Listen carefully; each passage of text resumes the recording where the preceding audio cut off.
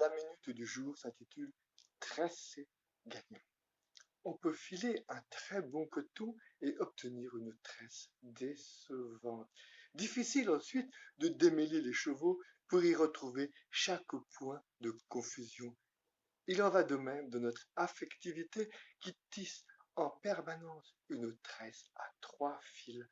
Notre désir infini d'être aimé pour ce que nous sommes, notre besoin d'aimer et de nous donner, notre sympathie spontanée ou notre admiration naturelle.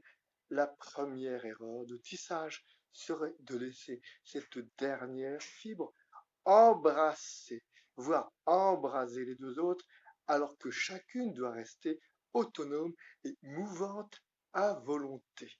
Cette méprise très répandue porte parfois le nom d'une maladie qui foudroie dans la rue. Cet inconnu qui passe, vous avez reconnu la chanson, ou qui fait des ravages dans le cœur des collégiennes médusées par le charme innocent d'un professeur d'anglais.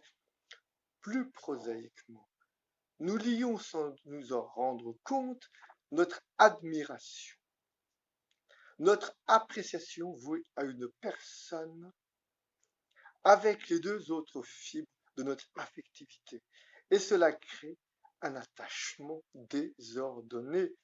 Nous en venons à nous attacher à la personne chez laquelle nous avons reconnu des qualités qui nous séduisent ou nous correspondent sans interroger nos deux autres fibres.